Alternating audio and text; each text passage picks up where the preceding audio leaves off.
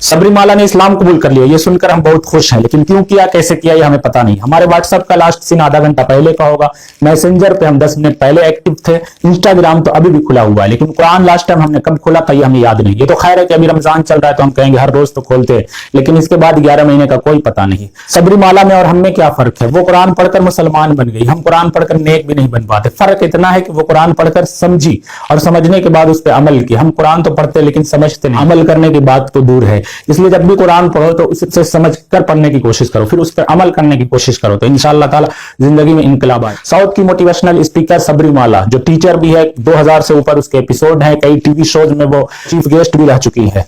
वो आखिर कैसे और क्यों इस्लाम कबूल किया? कहती है कि मुसलमानों के खिलाफ बढ़ती नफरत ने मुझे इस बात पे उभारा, मुझे वो बातें कुरान की तरफ ले गई। मैं कुरान के करीब पहुंची तो हुआ ये कि मैं खुद से ज्यादा इस्लाम से मोहब्बत करने लगी। होना तो ये चाहिए था कि लोग हमारे कैरेक्टर, हमारे अखलाक, हमारे किरदार, हमारे नेचर को देखकर इस्लाम के दीवाने हो जाते, फिर वो कुरान के करीब जाते और कलमा पढ़कर मुसलमान होते, लेकिन ऐसा होता नहीं। ठीक ऐसा ही हुआ था हॉलैंड के एक डॉक्टर के साथ, जिनका नाम अभी हारून है। वो भी मुसलमानों से, इस्लाम से बड़ी नफरत करते थे, लेकिन उनके दिल में एक ख्वाहिश थी कि वो कोई ऐसी तंजीम बनाए जिस तंजीम का काम बगैर भेदभाव के, बगैर फर्क किए सारे लोगों की मदद करना, चाहे वो मुस्लिम हो, चाहे सिख, ईसाई, क्रिश्चियन, कोई भी हो।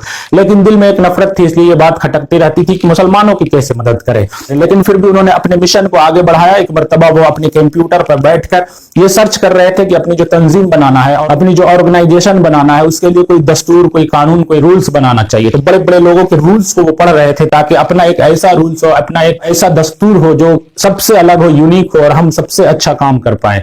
इसी बीच में कोई एक मुस्लिम दोस्त उनका आया और उसने कहा क्या कर रहे हो? तो उन्होंने बताया कि मैं दस्तूर को पढ़ रहा हूँ, रूल्स को पढ़ रहा हूँ। तो उस दोस्त ने कहा कि अगर मौका मिले तो कभी प्रोफेट मोहम्मद सल्लल्लाहु अलैहि वसल्लम को भी पढ़ लेना। इसने अपना मुंह बिगाड़ा, वो चलता रहा।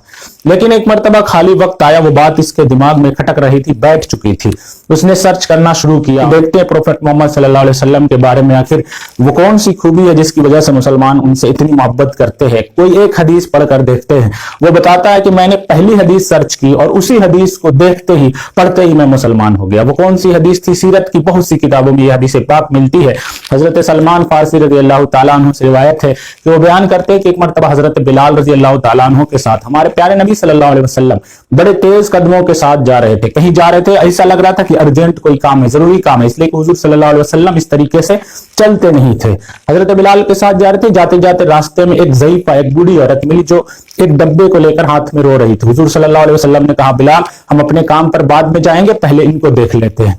उनसे पूछा क्या दिक्कत है? तो वो बूढ़ी माई बताती है कि मेरी एक मालकिन है जो यहूदी है, बड़ी सख्त है, बड़ी जुल्म करने वाली है। उसने मुझे तेल लाने के लिए 5 दिरहम दिए थे, तेल तो मैंने लिया लेकिन वो गिर गया और जमीन पी गई, इसलिए मैं रो रही हूं कि वो मुझे मारेगी।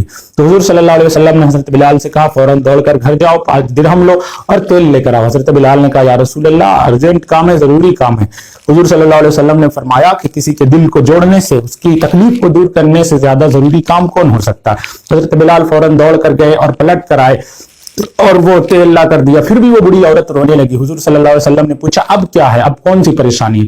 तो वो बयान करती है कि अब ये परेशानी है कि देर हो गई है ना, तो जाऊंगी फिर भी वो मारेगी। हुजूर सल्लल्लाहु अलैहि वसल्लम ने कहा कि चलो फिर मैं आपके साथ चलता हूँ, उन्हें कहूंगा कि वो आपको तकलीफ ना दे। वहां पहुंचे, वो मालकिन जो थी उस बूढ़ी औरत की, वो तो देखती ही रह गई, नूरानी चेहरा, वो गुम हो गई। हुजूर सल्लल्लाहु अलैहि वसल्लम ने सारी बात बताई कि तेल गिर गया था इसलिए इसको मारना मत, ये बड़ी कमजोर औरत है। वो कहती है मारने की बात तो दूर है, मैं तो इसे अब छूना तक नहीं, मुझे तो अभी, मैं तो इसको अब छूऊंगी भी नहीं।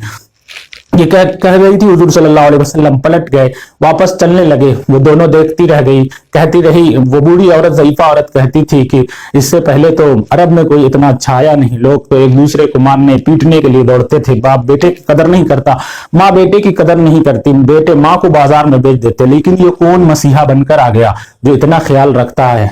दौड़कर पहुंची, नाम तो बता दो, मैं अच्छे इंसान हो। हुजूर सल्लल्लाहु अलैहि वसल्लम मुस्कुराए और आगे बढ़ने लगे। तो हजरत बिलाल से उन्होंने पूछा, तू तो बता जाओ। वो तो नहीं बताते, कम से कम आप तो बता जाओ। हजरत बिलाल रज़ी अल्लाह ताला अन्हु ने कहा, यही तो वो है जिन्हें अल्लाह ने रहमतुल लिल आलमीन बनाकर भेजा है। उसने कहा, समझी नहीं बात क्या है? रहमतुल लिल आलमीन है तो ये बिल्कुल सही है। बिलाल रज़ी अल्लाह ताला अन्हु ने कहा कि ये अल्लाह के सच्चे और पक्के और अच्छे रसूल है, ये अल्लाह के सच्चे रसूल हैं।